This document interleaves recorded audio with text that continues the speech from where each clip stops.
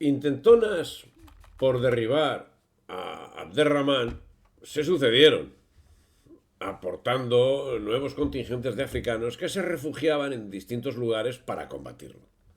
Sierra Elvira, la Alpujarra, la Serranía de Ronda, se llenaron de ellos. Y las invasiones de los valíes de África le acosaban. Intentos de desembarco llevaron a poner en grave situación las costas de Tortosa, donde finalmente el valí de la misma logró vencer a los atacantes. Entre tanto, Toledo se encontraba sublevado y sitiado por las tropas de Abderramán. Pero muestra de la moral que arrastraban los invasores nos la da Marsilio, general de las tropas de Abderramán, quien, al huir su hijo de un combate, no dudó en atravesarlo a su propio hijo con su propia lanza. Y Abderramán no dudó en exterminar a los yemeníes, siendo que eran quienes le habían puesto en el trono. Y quienes siempre pagaban por uno u otro motivo eran los mozárabes, que o bien tomaban las armas por alguno de los partidos contendientes o sin tomarlas eran masacrados por la ferocidad y codicia de los invasores. Tan es así que, según consta en una crónica de la época, el emir Yusuf mandó hacer un nuevo censo de la cristiandad tributaria, haciendo borrar de la misma a un número importante de españoles que habían sido asesinados o habían huido al norte, siendo que la confección del censo fue requerida por el resto de mozárabes, que veían cómo acrecentaban sobre sí las obligaciones que no podían ser cumplidas por sus hermanos ausentes. El trato a los españoles. En 758, a los habitantes de Castella, capital del cantón de Elvira, pues a las puertas de lo que es Granada, se les impuso que pagasen anualmente 10.000 onzas de oro, 10.000 libras de plata, 10.000 cabezas de los mejores caballos y otros tantos mulos con más de 1.000 armaduras, 1.000 cascos de hierro y otras tantas lanzas. Orden dada en Córdoba a 3 del Safar del año 142. Era un impuesto por ser español, del que no se libraban los renegados ni los muladíes, lo que acabó provocando levantamientos que indefectiblemente eran ahogados en sangre. La justicia musulmana actuaba contundentemente y en ocasiones hasta con justicia. Nos han llegado sentencias ejemplares, como aquella en la que el juez, desoyendo la recomendación de Abderramán, del propio Abderramán, no permitió que un noble árabe arrebatase una finca a un español. Finalmente le obligaron a vender al español, pero hay que reconocer que al menos cobró.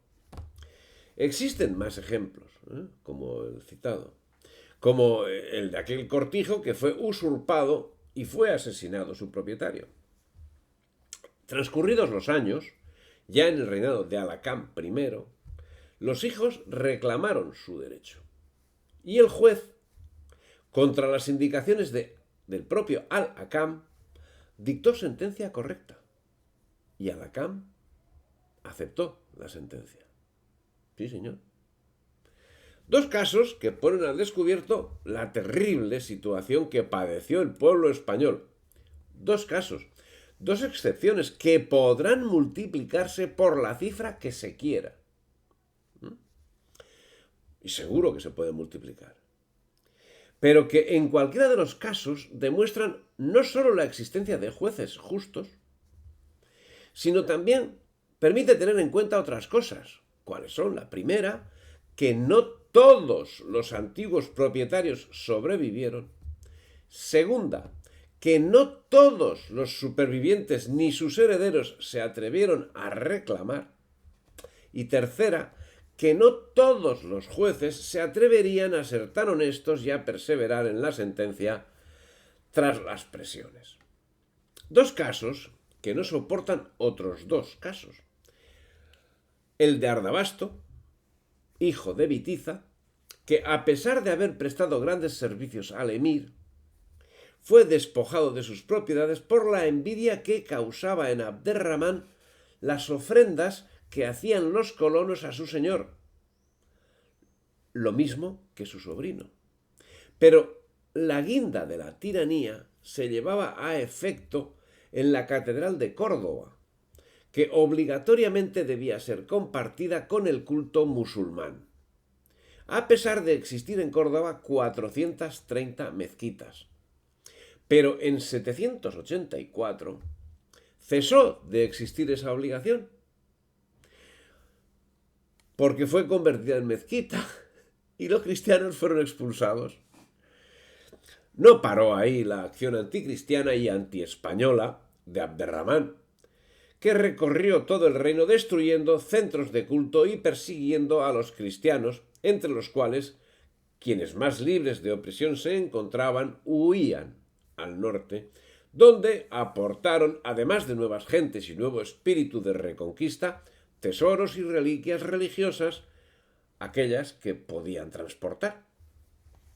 Y no fue solo en ese ámbito, también la invasión procuró la disgregación del pueblo español, tarea para la cual fue designado el obispo de Toledo, el obispo católico de Toledo, Elipando, que acabó propagando una herejía conocida como adopcionismo, que también era defendida por Félix, obispo de Urgel. Pero España estaba resurgiendo, y la herejía fue rebatida por el beato de Liébana, que encontró apoyo en el alto clero español y europeo. En relación al adopcionismo, Carlomagno acabó convocando un concilio en Ratisbona el año 792, en el que se proclamó como herejía la doctrina de Elipando. Este hecho sirvió para desvincular de la obediencia de Toledo a la iglesia de Septimania y del norte de la Tarraconense, que parece es lo que al fin pretendía Carlomagno, pero también se desligó de Toledo la iglesia asturiana. El adopcionismo pretendía que Jesús era un simple ser humano elevado a una dignidad similar a la de Dios después de su muerte, principio que a la postre no hacía sino abonar la doctrina musulmana. Finalmente, y dentro del mismo siglo VIII, el adopcionismo fue definitivamente confirmado y condenado como herejía en los sínodos de Frankfurt y de Roma. Si Beato de Liébana fue responsable principal de la condena del adopcionismo, también lo fue de la invención del sepulcro de Santiago, descubierta el año 813. Dice Claudio Sánchez Albornoz que suele imaginarse una España musulmana habitada por árabes y moros que cambiaron la faz cultural y económica de la península y cuyo vencimiento y expulsión costó a los españoles una caída vertical a simas profundas de incultura y de pobreza. Pero es el caso que la aportación sanguínea oriental o africana fue mínima y no alteró la facies étnica de España. Los miles de hombres que vinieron desde Oriente o desde África se disolvieron pronto entre los millones de habitantes de la península. Los más de los califas fueron rubios y de tez clara como sus madres, la mayoría esclavas españolas. Además, entre los primeros aportes llegados con las primeras oleadas de la invasión, es presumible que se encontrasen personas procedentes de la Hispania tingitana, invadida con anterioridad al 711. Del análisis de los invasores podemos deducir que eran muy prolíficos, destacando entre todos ellos a Abderramán II, que tuvo 87 hijos. El segundo en esta escala fue Mohammad, que tuvo 54 hijos. El tercero, Alacán I, que tuvo 40 hijos. Y el cuarto, Abdalá, que tuvo 24. Abderramán I, 20. El resto ya, entra de lo que podemos entender como normalidad.